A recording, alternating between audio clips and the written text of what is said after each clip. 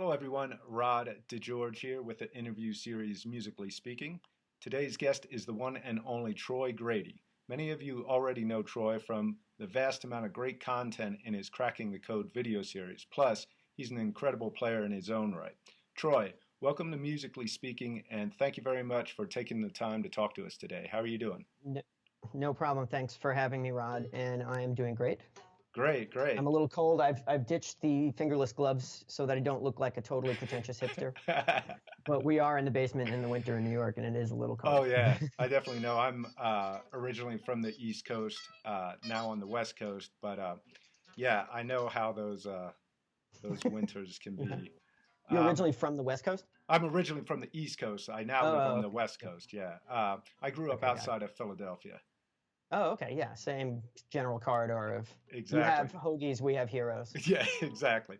Yep, yep. Let's get started and jump right in and talk about the inspiration for developing Cracking the Code. I'm assuming you figured out pick slanting for yourself and you saw the benefits, but what encouraged you to share it with the world? Were you teaching in private lessons, or did you have an idea or a desire to create a specific kind of teaching method or program? No, in fact, I just assumed that this stuff would sort of become common knowledge. Like I stumbled upon this stuff probably like a lot of people who did use these techniques and either knew or didn't know they were using them, but we were all locked in our bedrooms just kind of slaving away trying to be somebody, Yeah. right? Trying to play stuff. And it was a quest for knowledge, we didn't have easy access to it. Right. And for me, it just became, it was totally a source of frustration that there were things that I just couldn't play.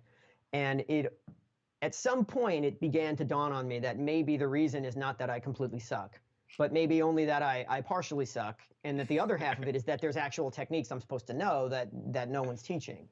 Right. And I remember actually asking, or I was telling a friend of mine, I was standing on the lawn. I remember the day when I actually said the words out loud, like, there's got to be some trick to this, because I'm not usually that bad. Like, these other dudes are just so much better than the rest of us. The Yngwies of the world are just so much better. And people I didn't even really know, like John McLaughlin, would have blown my mind had I knew. Yeah. Because he's so precise, and so fast. But I knew the metal guys because that's what was popular.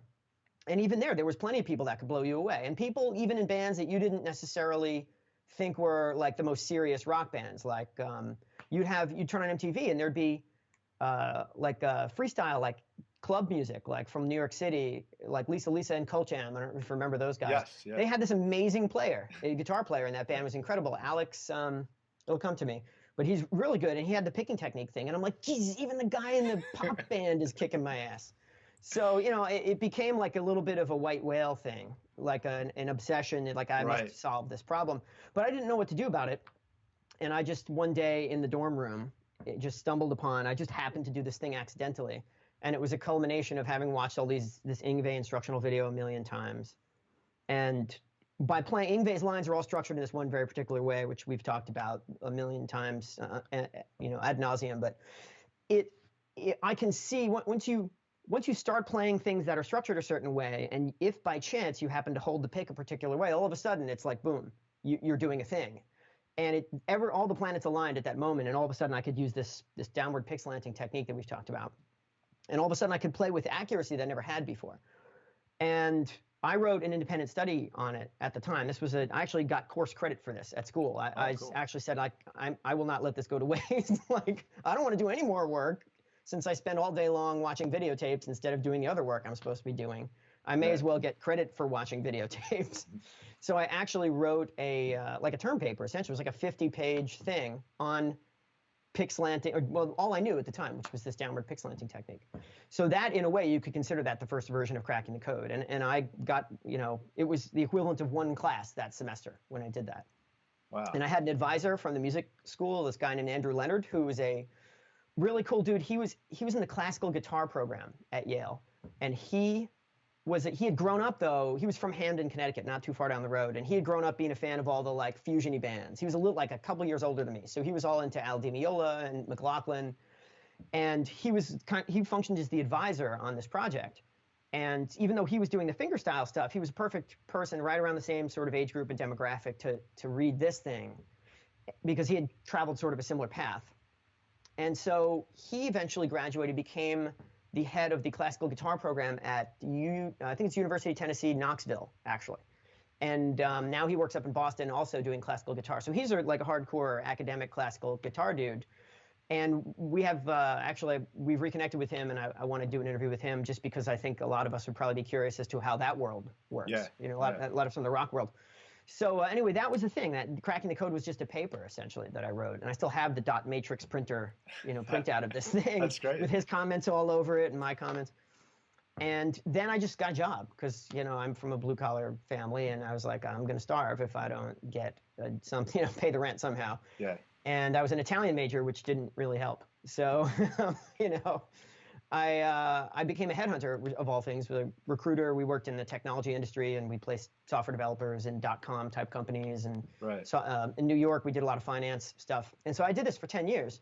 And the guitar was always the thing that I did on the side, but I just assumed that this thing that I had stumbled across would at some point become common knowledge, and that I wouldn't actually have to do anything, that everyone would just know about it. And about 10 years into it, basically I broke up with my woman, and that frees up a lot of time, as you might imagine. Yes, yeah. And I was just looking, I was like, I should do more guitar stuff. And I went, and the internet was now a thing. You could search for stuff. And I looked all over the place. I was like, pick angle, pick slant, whatever. Because I'd come up with this term, pick slanting. I didn't, was a thing. I had to make up vocabulary for this. Right. So I just figured someone on the internet must be talking about this. And there was nothing really. There was a lot of this edge picking stuff, which Paul Gilbert has talked about, where you kind of take the edge of the pick and you put it on the string, and it makes that scratchy sound, which is an aid to playing faster. So there's a lot of talk about that, but there was no talk about the moving from one string to another while you're trying to be synchronized and clean. There was no discussion of this. So it looked like that whole world had really simply not progressed at all. And that's kind of kickstarted the process in my mind of thinking about what else can be done with this. And at the same time, I just started thinking, what if I could get these guys to do interviews like we're doing here? What if they'll agree to let me film them? I mean, it was a crazy concept. I was like, there's no way, right? But the tech now was starting to get to the point where you could film video on a computer. Right. And there was these scientific cameras that you could buy, and you had to write software for them. They didn't work out of the box. But I was like, what if you could actually see these movements happening? And it would blow minds, right? It would blow my mind more appropriately, because I'm like a nerd at heart. And so I just wanted to see this stuff. And I had been watching these Michelangelo videos, and I was like, man, I just if I could get him to do a thing, and film this. So anyway, that's, on and on and on, but that's how it was, just a hobby basically. And there was no grand design to do this as a job. And I didn't, in fact, do it as a job for a number of years, even after that point, probably 10 years, another 8 years later, until I quit the headhunting gig and did this full time. Oh, wow. That's a very long-winded answer to your question. No, that's great. That's great.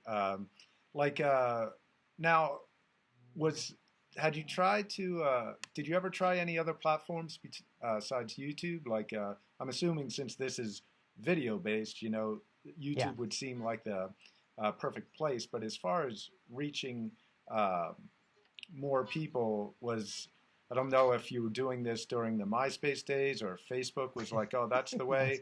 By the time I arrive on your social media platform, your cool days are over. I get there late, I'd be on Friendster still if it existed. So I'd be like, hey, this Friendster stuff kills. No, I mean, I had a MySpace page because all the cool hipster kids in Brooklyn had it. But by the time I got there, it was a ghost town. And I was like, I don't know. But interestingly, by the time we started doing this as a business, we were totally anti-YouTube. We thought, YouTube, for all we knew, was cat videos and mother jokes. Like people arguing in the comments, you suck, no, you suck, And so we thought, why would we take all the stuff that we've killed ourselves to make and put it on YouTube? That would be, that's horrible. Who would do that? So I forget how we kind of fell into it, but after about 6 months of this, we started uploading stuff to YouTube and immediately took off. And right away, it became clear that really there's nothing else, or at least at the time, there was nothing else that does what YouTube does. And I would suggest that even now, there's really nothing that does what YouTube does. Facebook is now a video powerhouse of sorts, but in a very, very different way. Yeah. On Facebook, no one searches for anything. Right. People it comes in their feed. They're plugged into the matrix. Yeah. Whatever goes through their matrix, they see it. And I watch people use this. They're like zombies on the train now, in the subway. Yeah. We have, interestingly, we just got cellular service on the subway. Oh, yeah. And everyone was concerned. They thought, oh, it's going to be horrible. Everybody's going to be talking and, You know what? It's dead quiet. I've never seen anything like this in my life. How do you pacify 8 million New Yorkers? You give them Facebook on the train. And then you just, no one, it's like the safest place ever now. So Facebook is, a whole different ball of wax, whereas YouTube is where people go to actively seek knowledge. Right. And that's where they find our stuff. They go to Eddie Van Halen, or they type Yngwie, or they type whatever. And instead of ARC videos becoming the focal point of massive arguments, in fact, we have been continually surprised in a very pleasant way at just how civil everyone is in the comments and how constructive a lot of these comments are, because there's a lot of people that are looking to play better. And the comment section under the YouTube video becomes a little way for everybody to learn and discuss stuff. It's not so easily findable. Yeah. It's not like a forum, which is maybe a little bit of a better place for that. But what it isn't is a lot of people insulting each other for the most part. That's good. If you have a very high video count, then maybe you'll see a bunch of that. It's unavoidable. But the ratio it's so we're blown away at how positive and constructive that whole world really has turned out to be. And there isn't, so far as I can tell, there really is not an alternative to that. Yeah. And that's awesome, like you were saying, because that it's all been positive basically for the most part. Because I've already seen videos where I just thought it was an incredible performance. And then you hear, like one of the comments, someone's ragging on it some way, and I'm like, I don't get it, And in the beginning, when I first encountered that, I'd actually go to this guy's page or whoever it would be, and expecting to see a pretty good player who was, and then here it's a teenage kid who is trying to bang out bar chords, and Right. I'm like, where are you getting your perspective from, So it's true. Well, as they say on the internet, nobody knows you're a dog. Yeah. You could just be typing at a keyboard and who knows. Yeah. But my point is that's pretty a regular occurrence on a lot of YouTube stuff for you to not get a vast amount of that with the high counts that you have is awesome. Yeah. And so it's true. And that's great. I'm sorry, go ahead. I was going to say, I don't watch, I've seen some of this, a lot of it surprisingly on piano videos. There's for everything we do in guitar, there's a whole other side of YouTube, which is incredible classical pianists playing stuff that I can only dream of playing in 7 lifetimes from now. And those people are savage. I'm just like, what? I mean, the comment now, oh, he has no soul and no feel. I'm like, holy people, maybe it's, and my theory is maybe just because guitar players, we've struggled a lot to get good at things. Yeah. In piano, it's easier to be maybe an armchair critic because, I don't know, but the average level of ability, I feel like, is higher there. Any conservatory is going to have people that will melt your face in piano. Yeah. But guitar, it's like, I feel like a lot of the technical instruction, at least for this flat picking stuff, is still in its infancy. And there's not as much of a history there, and it's not as easy to turn around and do exactly what you just described, which is be the 16-year-old critic or the 60-year-old critic, if that's the case. Because, it's like, okay, well, let's show us what you got. And most people don't got, unfortunately. Yeah. Yeah, it's a, like you said, an interesting world for sure, But onto the next question. Your content is phenomenal, and same with the production.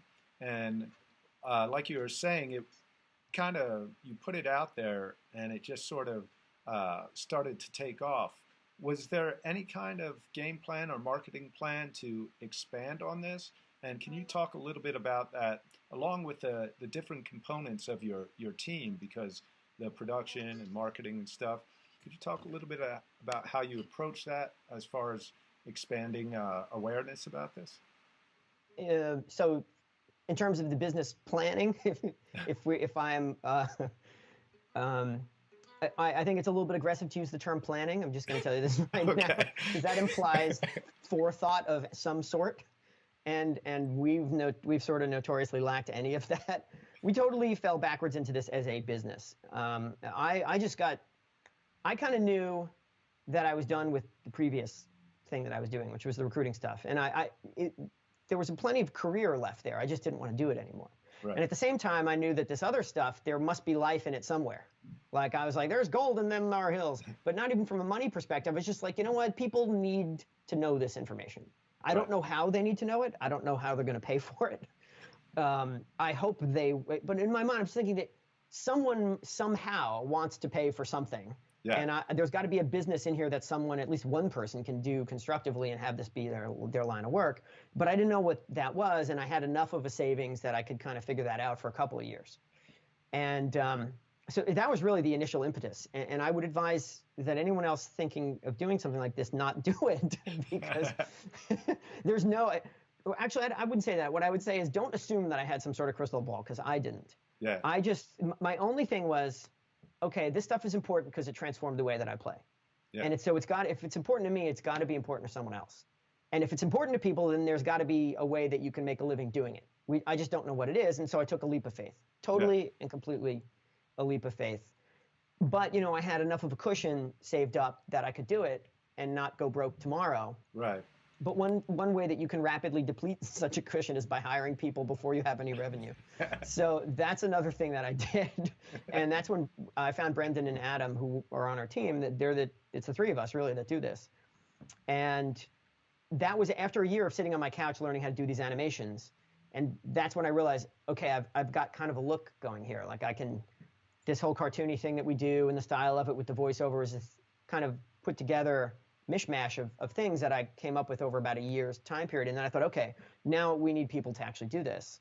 And that's when I hired them. They came right out of college, and they were just multi-talented, multimedia kind of guys. And Adam is a total pop culture vulture who's into and he's an astronomy major, which is not astrology. It's like physics based with stars, like Neil deGrasse Tyson kind of stuff.